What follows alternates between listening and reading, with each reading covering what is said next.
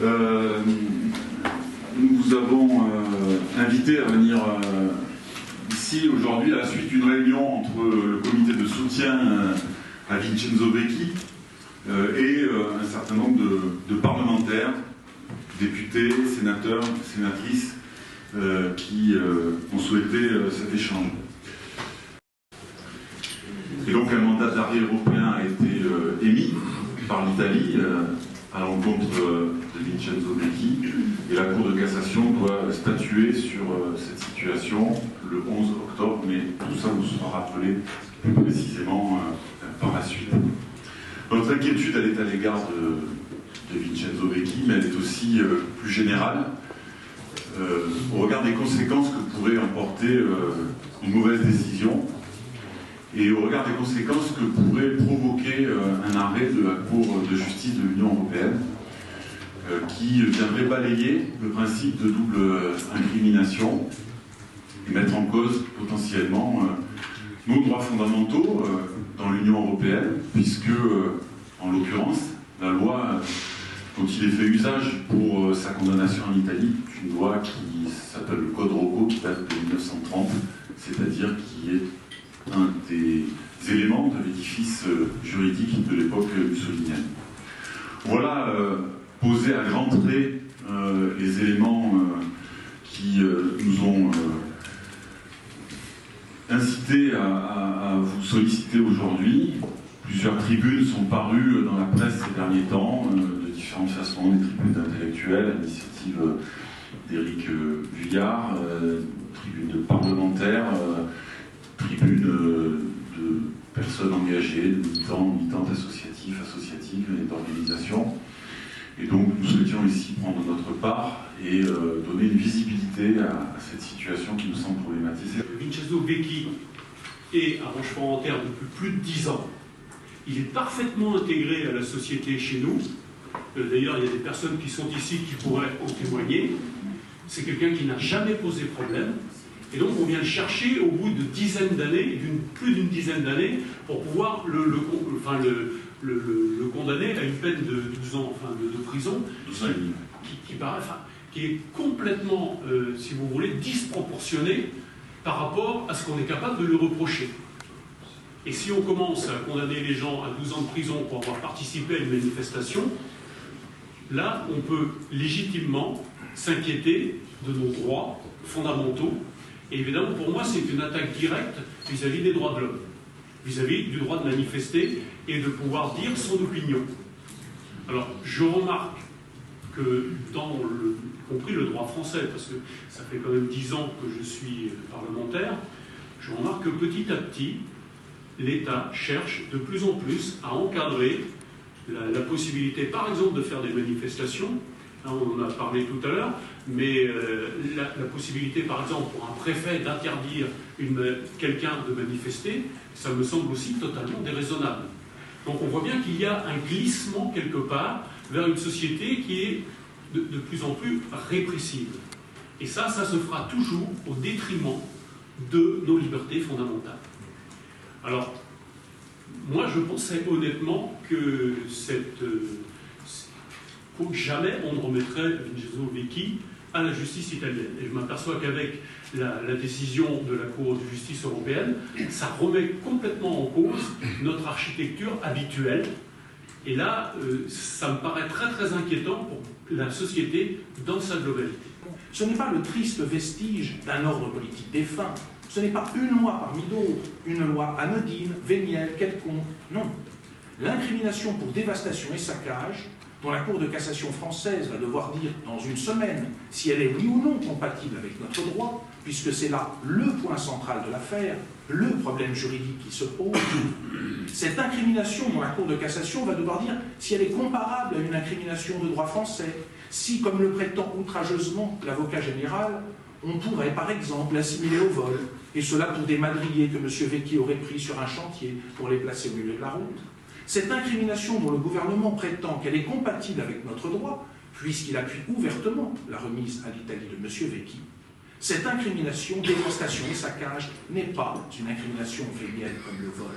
n'est pas le genre d'incrimination que l'on retrouve dans le code pénal d'un droit libéral, et pour cause, c'est non seulement une incrimination d'origine mussolinienne, mais c'est même la loi fasciste par excellence. Mais alors, que veut l'exécutif? Au nom de quelle valeur s'acharne-t-il à appuyer la requête de la justice italienne? Au nom de quelle valeur fait-il comme s'il ne s'agissait pas d'une loi fasciste, mais d'une simple loi de notre voisin italien? Il y invoque pour cela une raison, dans le rapport que le gouvernement français a fait parvenir à la Cour de justice de l'Union européenne, qui vient de rendre sur l'affaire Vecchi un avis très préoccupant. La raison que le gouvernement français invoque, c'est la coopération européenne. Au nom de cette valeur suprême, la coopération européenne, mieux vaudrait, c'est la voix de la France, que soit appliquée une loi littéralement fasciste plutôt que l'impunité d'un préfet. Il n'y aurait rien de pire qu'une mauvaise coopération européenne. Ce serait donc cela, nos valeurs. Cette expression qui revient à longueur de temps ne signifierait ici que cela, la coopération européenne à tout prix, fût-ce au prix de l'identification de notre droit pénal avec le droit pénal mussolinien. Enfin, on ne peut pas oublier le contexte politique. Depuis que Vincenzo Vecchi est réclamé par l'Italie, l'extrême droite italienne est présente. Aujourd'hui, elle est même aux portes du pouvoir. Matteo Salvini était ministre de l'Intérieur lors de l'exécution du mandat d'arrêt européen à l'encontre de Vincenzo Vecchi. On sait que sa politique et ses références flirtent avec le régime fasciste, qu'il détourne sans complexe des slogans de Mussolini, qu'il se montre au balcon, depuis lequel le dictateur avait assisté au lynchage de 2 jeunes antifascistes. Ce n'est donc pas anodin. À présent, c'est Fratelli d'Italia qui arrive au pouvoir et dont l'idéologie se revendique très clairement du fascisme. C'est donc au nom d'une loi instituant une odieuse complicité passive et réprimant autoritairement le droit de manifester que le gouvernement français veut ouvertement livrer Vincenzo Vecchi à l'Italie. Mais c'est encore une loi d'origine mussolinienne, et pas une loi ordinaire, mais une loi appartenant au cœur du dispositif pénal fasciste, une loi destinée à assurer l'autorité nécessaire à une dictature que l'avocat général voudrait assimiler à la loi française, et cela au moment même où en Italie, les émules du fascisme sont au pouvoir. C'est au nom d'une loi mussolinienne qu'il faudrait leur livrer un opposant, un militant antifasciste, un altermondialiste. Mais alors, à quoi sert le contrôle du juge? À quoi bon? Et quelle est donc la qualité cachée, la morale secrète de cette coopération européenne qu'il faudrait assurer par-dessus tout, en sacrifiant ici les principes les plus fondamentaux, ceux que nous avons hérités de toute l'histoire démocratique? Car enfin, le problème technique posé par le mandat d'arrêt européen n'est pas qu'une affaire de droit. La Cour de justice a rendu un avis qui pourrait juguler terriblement le pouvoir de contrôle du juge. Rappelons que dans le cadre des mandats d'arrêt européens, il existe une liste de 32 incriminations pour lesquelles il n'y a pas de discussion possible. Si le droit a été formellement respecté, le prévenu est livré au pays européen qui le réclame. Mais dans tous les autres cas, le juge doit contrôler si la condition de double incrimination est respectée. En 2021, c'est un membre de la commission des lois, ici même, un député de la majorité présidentielle qui déclarait, lors de l'examen d'un amendement à la loi confiance, la double incrimination doit être maintenue car elle est un principe fondamental du droit international.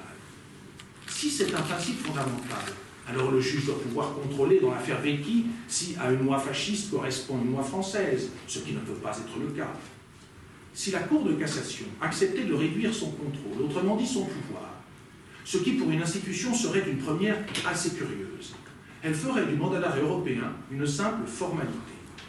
Dans ce cas, la Cour de cassation sacrifierait son rôle judiciaire. Elle se cantonnerait à une fonction purement exécutive. Or, on le sait bien, il existe au moins 3 pouvoirs. C'est au fondement de nos institutions. Il existe 3 pouvoirs qui doivent être séparés les uns des autres.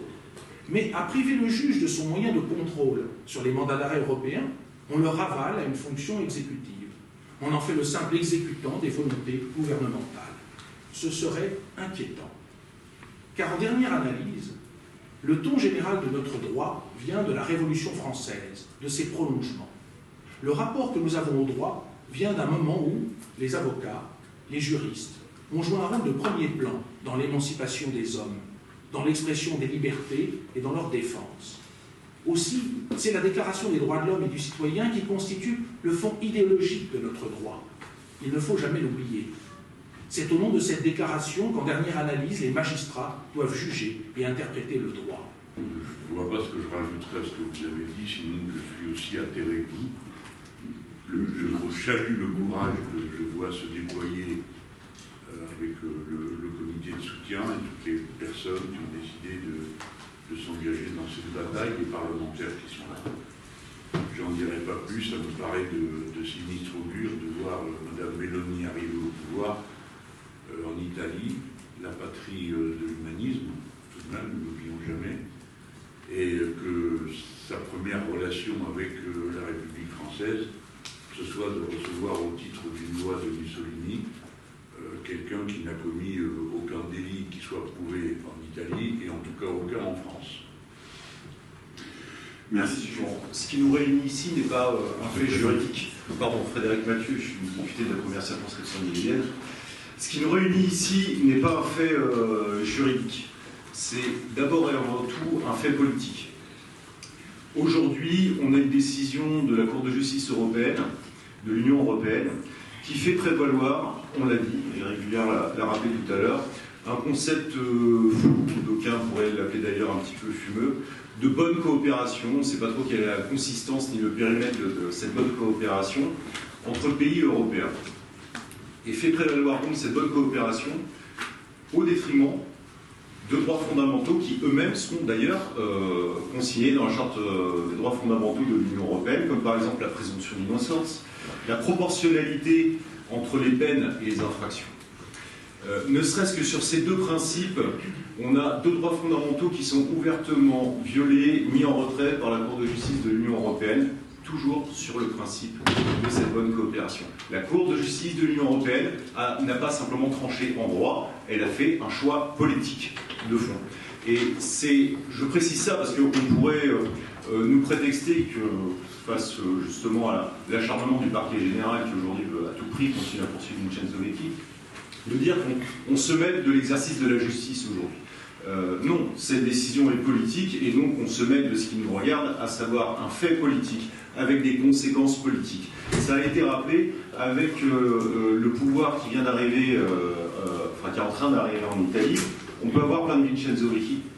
On peut avoir des militants de l'environnement, on peut avoir des militants des libertés publiques, des militants, des syndicalistes, des militants pour l'égalité, etc., des féministes qui peuvent venir se réfugier en France parce qu'ils ou elles seront poursuivis à mauvais escient en Italie sur la base d'un pouvoir qui instrumentalisera une législation qui, ça l'a été rappelé, est toujours en vigueur. Devons-nous supporter ça? Nous répondons politiquement non. Ça n'est pas l'histoire constitutionnelle, juridique, humaine, humaniste de la République française. Nous devons rester une terre de droit, une terre de droits fondamentaux, une terre de droits humains. Et c'est pour ça que nous sommes aujourd'hui en appui à Vincenzo Vecchi, aux côtés de son comité de soutien et de ses avocats. Rapidement, pour compléter, donc Daniel Obono, député du groupe LFI NUPES et membre de la commission des lois. Je remercie tout de même, je tiens à remercier Pierre Dharréville qui avait pris l'initiative de créer ce comité parlementaire sur le précédent mandat. Et c'était très, très positif de pouvoir se regrouper sur ces questions. J'appuie le fait que ce qui a été dit, c'est une question qui nous concerne aussi en France, parce que c'est des problématiques en tant que, d'abord, France, terre d'accueil aussi de défenseurs de la liberté, d'opposants politiques. Je pense qu'aujourd'hui, à l'échelle internationale, c'est tout de même, en termes de l'image de notre pays, quelque chose de fondamental aussi à défendre. En tant que parlementaire, c'est aussi notre rôle. Et aussi la question des droits fondamentaux, de la liberté de manifester. J'ai été particulièrement interpellée par cette initiative et très heureuse d'y participer parce que j'ai été moi-même aux mobilisations de Gênes qui ont été un moment extrêmement fort et important à plusieurs égards et y compris pour inspirer des générations de citoyens et citoyennes venus de toute l'Europe par la force des mouvements sociaux et la capacité de mobilisation, puisque malgré tout ce qui a pu se passer en termes de répression, ça a été indiqué, il y a eu aussi une extraordinaire de mobilisation des citoyens à ce moment-là, et qui a marqué et qui marque encore aujourd'hui à travers toute l'Europe l'état d'esprit politique de nombre d'entre nous, et je crois que c'est aussi à ce titre-là, en défense de cette histoire-là, de cet héritage-là, du mouvement altermondialiste, qu'il est important de se mobiliser. Donc nous ferons ce travail-là, y compris au sein des commissions qui sont les nôtres à l'Assemblée, notamment la commission des affaires européennes, dont font partie les différents collègues qui sont ici, pour porter ce combat.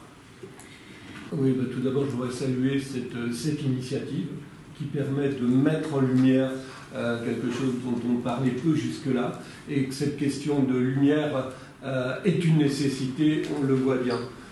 On l'a dit à plusieurs reprises, ce sont nos droits fondamentaux qui sont remis en cause, remis en question, qu'il est important là de mobiliser, de se mobiliser, de faire savoir aussi et d'alerter l'opinion publique.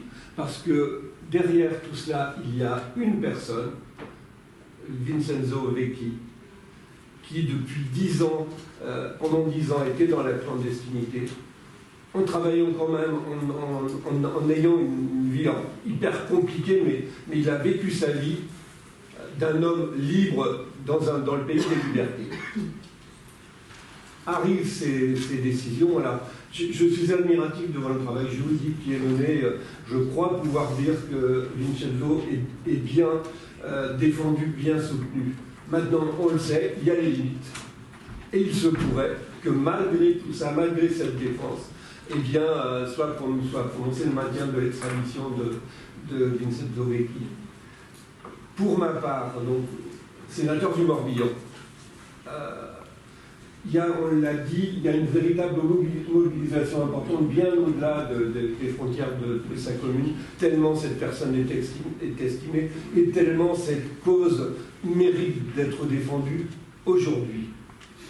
Et on s'est dit, parce qu'il peut y avoir un scénario catastrophe, à savoir celui-là, il devrait partir. Nous, on se dit, et moi, parlementaire également, puisque il y a un moment, s'il faut pencher vers l'activisme, eh bien, il peut y avoir aussi de l'activisme parlementaire, de se servir de son mandat pour faire barrière. Et nous, on se dit, si jamais c'est prononcé, ils ne pourront pas venir chercher Vincenzo. Il est important de le dire, de le faire savoir. Avec les SMS, avec tout ça, il y a moyen de monter toute une organisation de telle sorte qu'il ne soit jamais seul, qu'il puisse vivre sa vie, bien évidemment. Voilà, je tenais à le dire parce que pour en avoir discuté, en dernier recours, il est important que les autorités sachent qu'ils ne pourront plus le faire partir. Je voudrais rapidement énoncer 3 ou 4 raisons qui motivent ce soutien inconditionnel. La première, c'est la tentative, une nouvelle fois, de criminalisation de la citoyenneté à travers le droit de manifester, qui est un élément fondamental de la démocratie. L'expression citoyenne est fondamentale en démocratie. La deuxième, c'est la logique de bouc émissaire et d'instrumentalisation du droit que l'on voit à travers Vincenzo Vecchi, qui ça a été dit, je crois que tout à l'heure, c'était vous, maître, qui expliquait qu'on s'en était pris à quelqu'un qui finalement était facilement criminalisable, parce qu'il n'avait pas de moyen d'être défense. C'est tout le cadre des procès des 10 de Gênes. Tout cela nous amène à un certain nombre d'inquiétudes. Une inquiétude sur l'instrumentalisation de la justice. Après, j'allais dire celle de la police, mais aussi plus exactement la montée des violences policières. Je rejoins tout à fait Danielle Obono quand elle parlait de son témoignage à Gênes. Nous avions des militants à Gênes et qui étaient revenus frappés par la violence. Et je pense que c'est un point de départ de la montée des violences policières en Europe. je crois que la décision de la Cour de justice de l'Union européenne ouvre une brèche dans la défense des droits fondamentaux en matière judiciaire en France, c'est une brèche importante. Pas seulement par rapport à Vincenzo Vecchio, pas seulement par rapport au droit de manifester, mais par l'ensemble du processus du mandat européen, puisque finalement les droits fondamentaux passent après la solidarité judiciaire européenne, et c'est une façon de construire le droit européen à l'envers et au détriment des droits fondamentaux. Avant-dernière chose, des inquiétudes par rapport à l'attitude du gouvernement français en l'espèce. L'attitude du gouvernement français et les appels répétitifs de décisions qui ont été faites, et l'attitude du gouvernement français devant la Cour de justice de l'Union européenne, qui m'amène à ma conclusion d'une certaine façon, une inquiétude générale dans le contexte politique actuel, je vais dire international, mais particulièrement européen, italien et français, sur la montée de la mise en cause d'un certain nombre de droits fondamentaux. Donc, pour nous, c'est un cas un peu exemplaire, symbolique, et nous allons suivre, bien évidemment, dans les jours qui viennent, ce qui va se passer, mobiliser nos militants pour effectivement relayer le travail remarquable fait par notre comité Vincenzo Vecchi, et merci aussi de nous avoir associés à cette démarche, parce que de notre point de vue, défenseur de droit, c'est quelque chose effectivement, je le redis, de symbolique et de fondamental. Juste un mot au sujet de l'importance de la fameuse clause de double incrimination. Je ne sais pas si tous les journalistes connaissent, c'est pour ça que ça a déjà été très bien expliqué, mais un mot à ce sujet, parce que j'étais parlementaire européen quand le mandat d'arrêt européen a été discuté puis adopté. J'étais d'ailleurs aussi à la manifestation de Gênes. On ne s'est pas vu à ce moment-là. Non, très sérieusement. Il y avait eu une discussion très intense et des controverses entre certains États et d'autres, États membres et d'autres, et entre les États et la Commission européenne au sujet de la double incrimination. On est passé donc de l'extradition, qui était l'affaire des États, maîtrisée par les États, au mandat d'arrêt européen qui visait à en faire uniquement l'affaire des tribunaux. Et pour favoriser une fluidité et une rapidité à l'appareil judiciaire.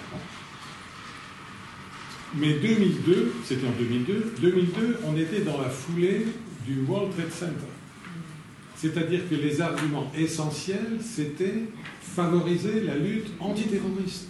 Quand on attrape des terroristes, il faut pouvoir les livrer rapidement.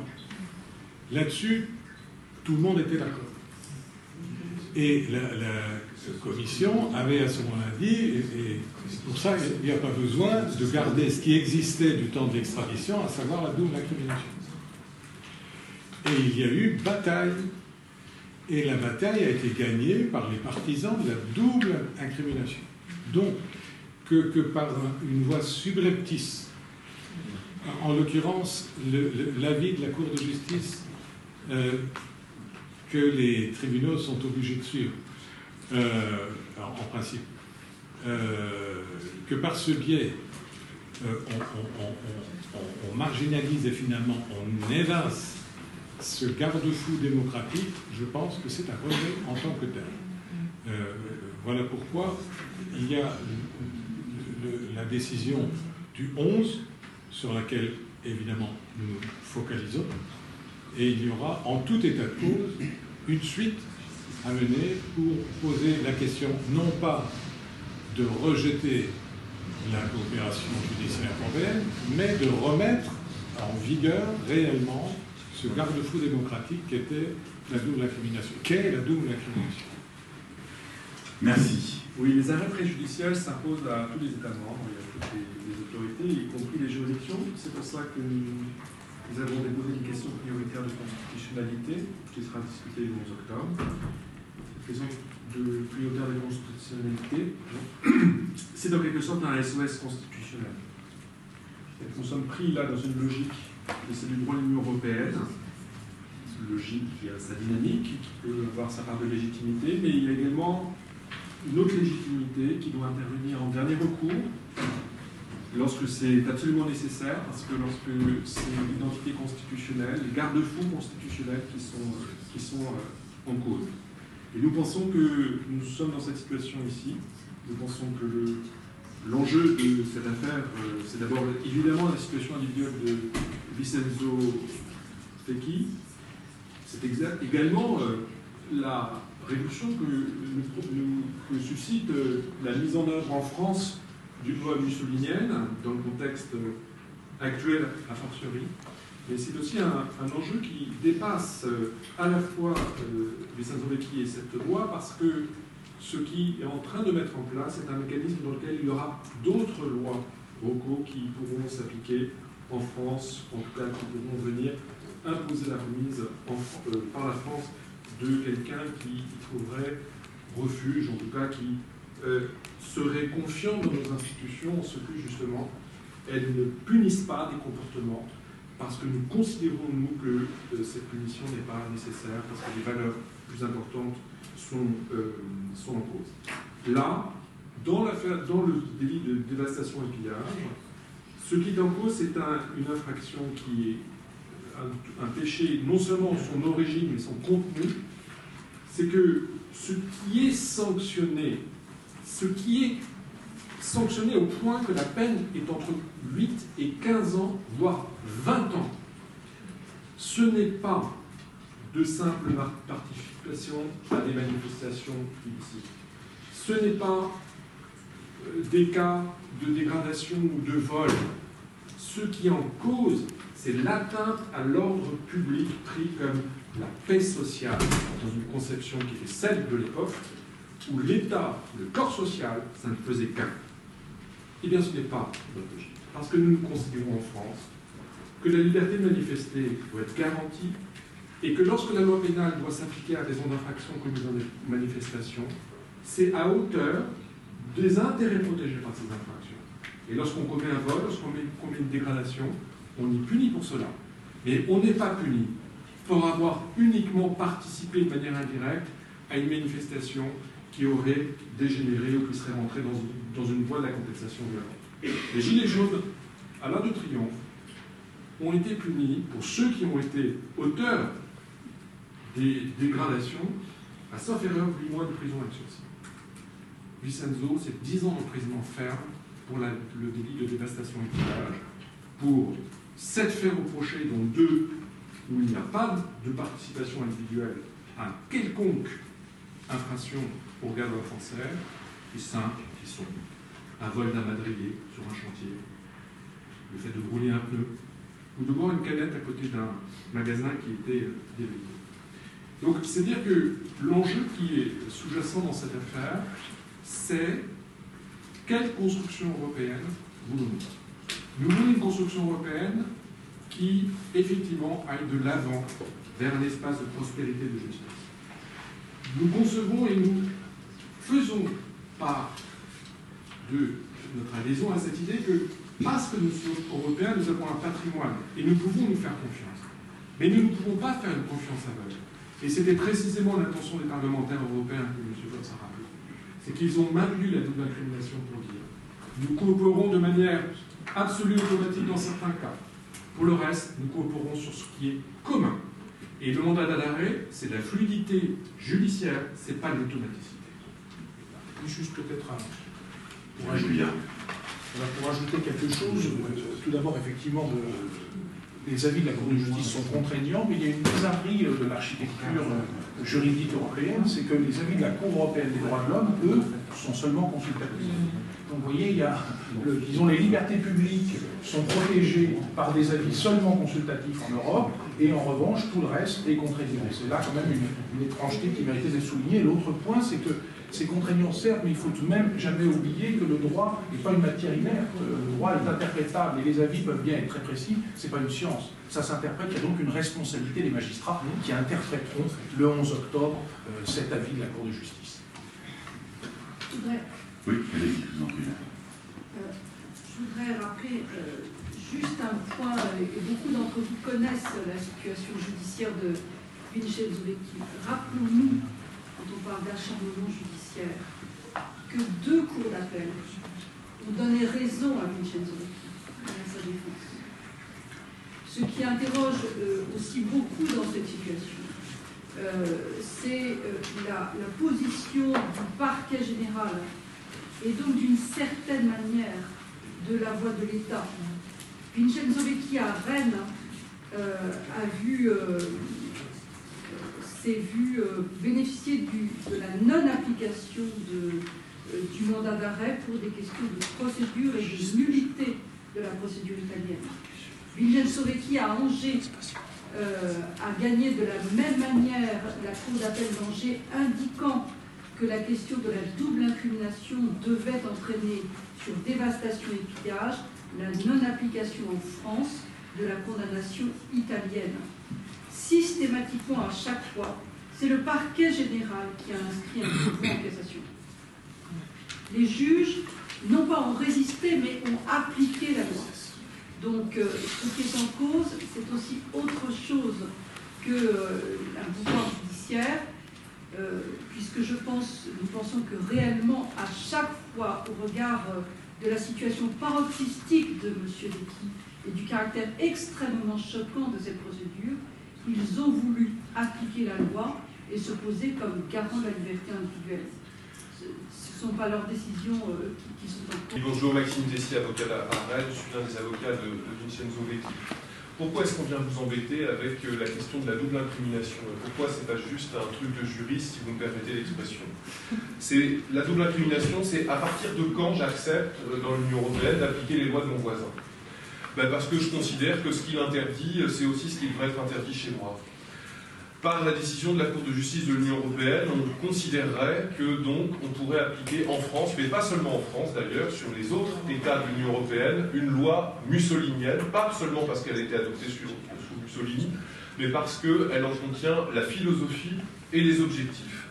C'est une extrême inquiétude, d'abord pour notre client et pour celui auquel toutes les personnes du comité de soutien sont très attachées. C'est aussi une inquiétude de citoyens, parce que dans la mesure où les décisions de la Cour de justice de l'Union européenne, mais un peu si on compare comme les décisions de la Cour suprême américaine, s'appliquent à tout un territoire, ça voudrait dire que sur une autre question où on se dirait, tiens, on voudrait appliquer en France une loi qui a été adoptée par un gouvernement, qui n'est peut-être pas encore adoptée, qui sera adoptée plus tard, si jamais un gouvernement démocratiquement élu fait adopter une loi liberticide, comment est-ce qu'on fait pour l'appliquer ici? Alors, je ne veux pas faire de la science-fiction, mais il y a quelques idées qui me viennent à l'esprit.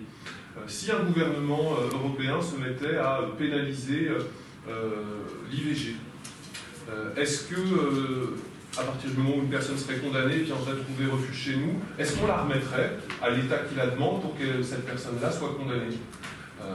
En l'état de la jurisprudence de la Cour de justice de l'Union européenne, on dirait, écoutez, en France, vous pénalisez peut-être pas de cette manière-là l'IVG, mais bon, comme ça ressemble un petit peu quand même et que les conditions ne sont pas parfaites, là, en l'état, on l'applique. Ça, c'est une inquiétude.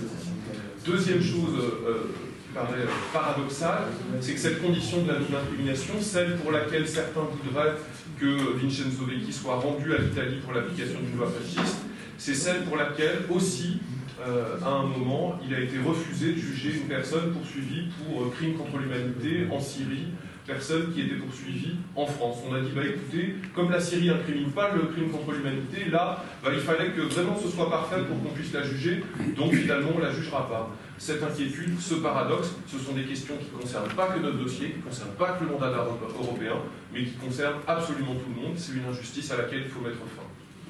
Juste une seconde, ce qui vient d'être dit, là, pour que ça soit plus clair, enfin, on l'a dit très vite à la fin, parce que c'est un point compliqué, le droit, on en a parlé beaucoup, mais au fond, ça signifie que la jurisprudence actuelle de la Cour de cassation, si elle rendait une décision défavorable à Vincenzo, serait contradictoire C'est-à-dire, d'un côté, on peut dire que la Cour de cassation protégerait vraiment l'interprétation de la double incrimination et l'appliquerait très strictement quand il s'agit de quelqu'un soupçonné de crime contre l'humanité, mais tout à coup, elle serait très très restrictive quand il s'agit de livrer ou pas un altermondialiste. C'est tout de même problématique.